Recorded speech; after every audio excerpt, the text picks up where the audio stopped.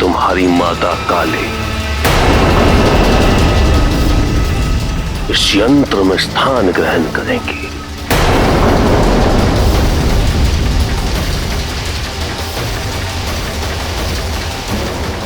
ये चुनौती है मेरी। रोक सको तो रोको।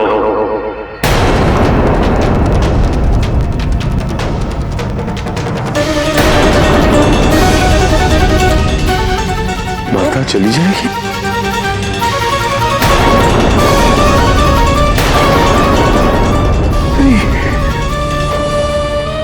भैया भैया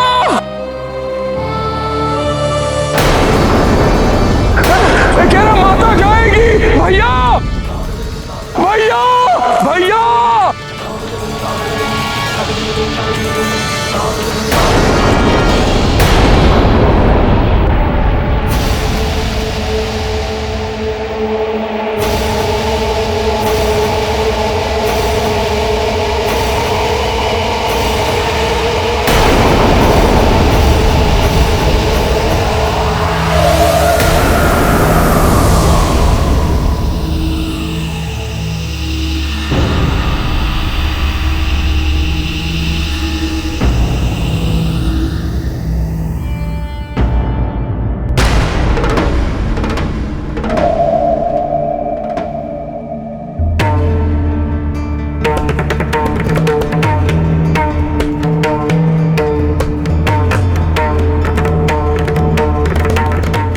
प्रभु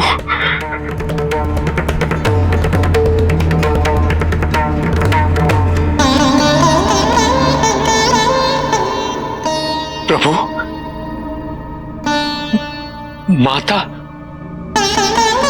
तुम्हारी माता अभी उन अघोरियों से मुक्त नहीं हुई है नंदी।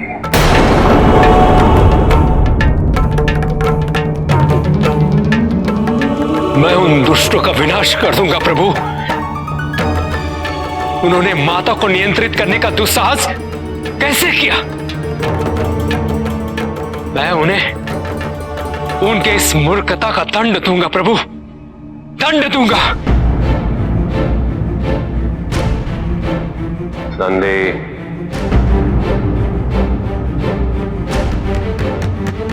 जिस प्रकार तुम्हारी माता कैलाश से गई है उसी प्रकार वह कैलाश लौटेंगी।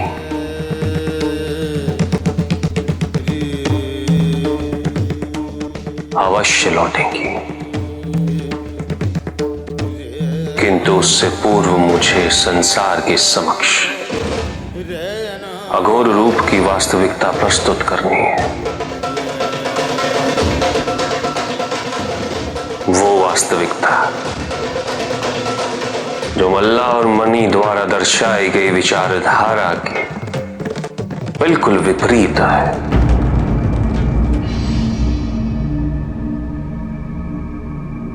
संसार को अघोर के दर्शन शास्त्र से अवगत कराना अनिवार्य हो गया है। न केवल धरती को अपितु समस्त ब्रह्मांड को सुरक्षित करना अनिवार्य हो गया है, जिसके लिए मैं एक यंत्र की रचना करने वाला हूं। एक ऐसा यंत्र जो समस्त ब्रह्मांड को आवृत करेगा। भविष्य में देवी काली की शक्तियों को अवशोषित कर दुरुपयोग करने का प्रयास संभव नहीं होगा।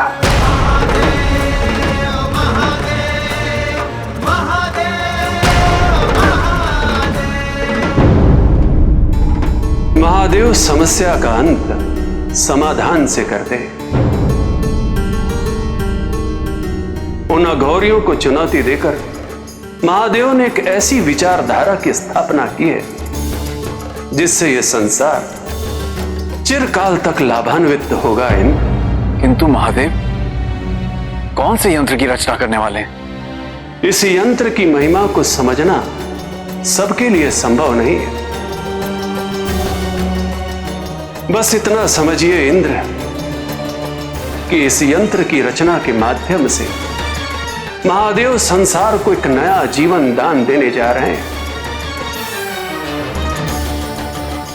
अपनी व्यक्तिगत समस्याओं के होते हुए भी महादेव सदैव जगत कल्याण को प्राथमिकता देते हैं। इसीलिए वो देवों के देव, इसीलिए वो महादेव।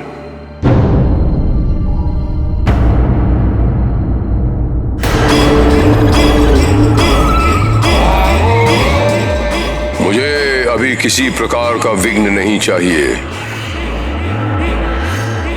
मैं एक ऐसे यंत्र का निर्माण करने जा रहा हूं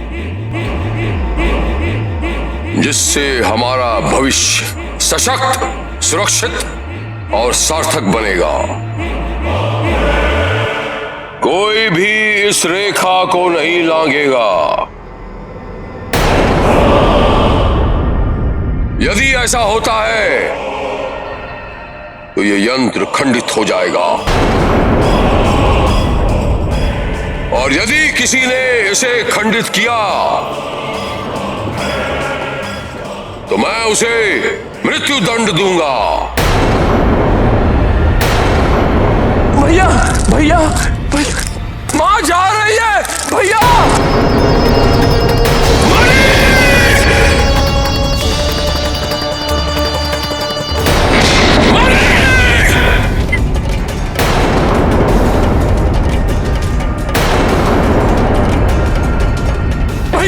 भैया मुझसे गलती हो गई भैया, मुझे माफ कर दीजिए।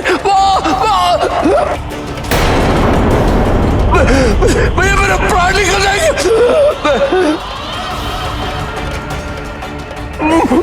मुझे क्षमा कर दीजिए, मुझसे गलती हो गई। प्राण निकल जाएंगे, प्राण निकल जाएंगे। मेरा यंत्र जो खंडित हुआ उसका उत्तरदायी कौन होगा?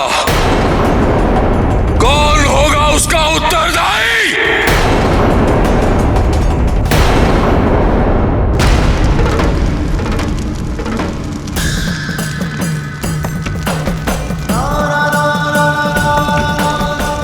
पार्वती, इस अंत और आरंभ का नया अर्थ जो ये संसार समझ रहा है वो उचित नहीं। संसार को भ्रमित करने का प्रयास किया जा रहा है, मुझे इसे रोकना होगा। तुम तो ऊर्जा का स्रोत हो, मेरी शक्ति हो तुम। मुझे तुम्हारी सहायता चाहिए पार्वती।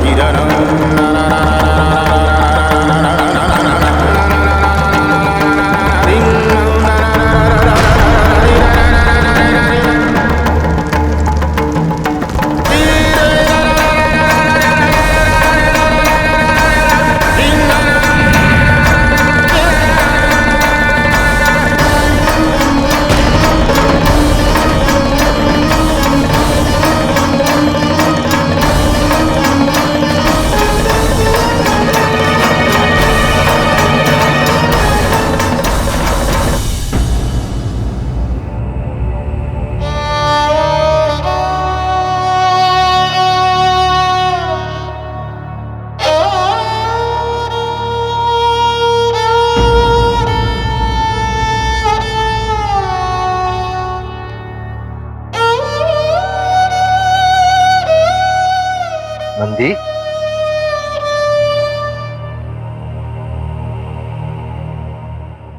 दुखी हो? माता पिता के बिना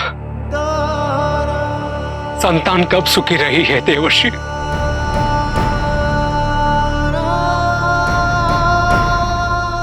मेरा तो संपूर्ण संसार प्रभु और माता से है,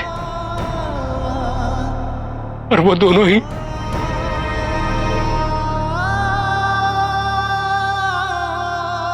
मैं तो उनके लौटने की प्रतीक्षा कर रहा था देवर्षि। ये सोच रहा था कि वे दोनों यहां विराजेंगे, हम सब पर उनकी कृपा दृष्टि होगी। वे दोनों हम सबको आशीर्वाद देंगे। किंतु देवर्षि, मेरे प्रभु पुनः लौटे, किंतु उनके साथ मेरी माता नहीं थी।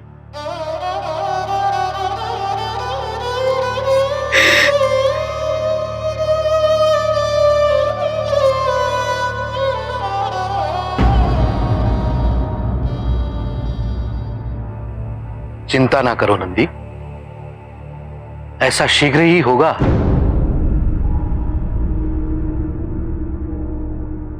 कितने ही शीघ्र हो देवर्षि, किंतु उन दोनों के अनुपस्थिति में एक क्षण भी दुबर है।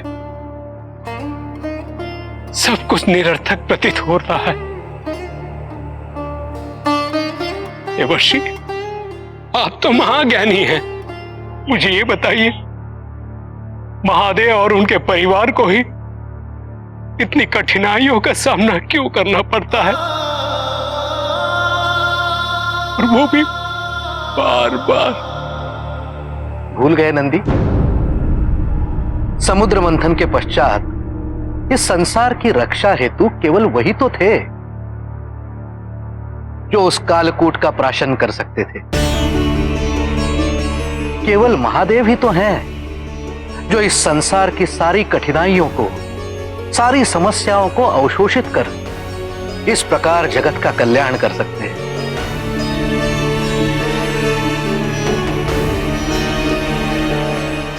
जगत का कल्याण तो तभी संभव है देवर्षि, जब मेरे प्रभु और माता साथ हो। किंतु देवर्षि, इस समय मेरे प्रभु और माता वो दोनों ही एक दूसरे से पृथक हैं।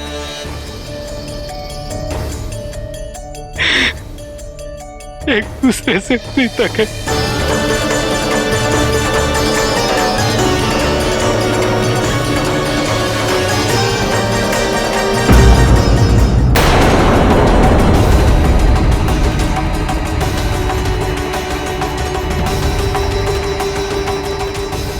यदि तुम मेरे भाई नहीं होते तो मैं अभी यही तुम्हारे प्राण ले लेता।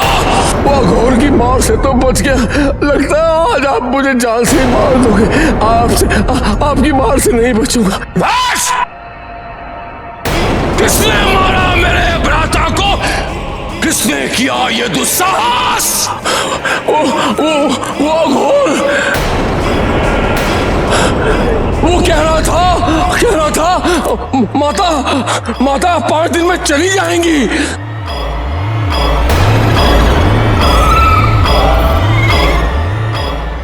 चुनौती भी दे रहा था, हमें चुनौती दे रहा था भैया।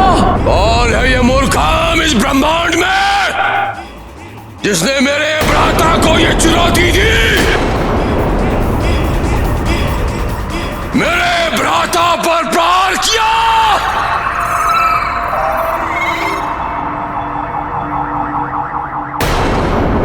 अब मैं इस यंत्र को और भी बड़ा और भी शक्तिशाली बनाऊंगा।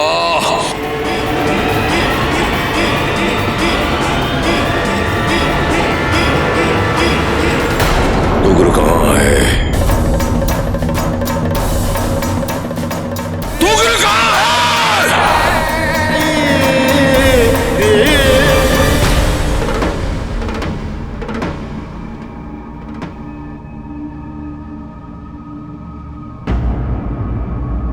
ब्रह्मांड की रक्षा हेतु इस यंत्र को आकाश गंगा में सदा के लिए स्थापित करना है। उसके लिए इसके चारों कोनों को नियंत्रित करना होगा।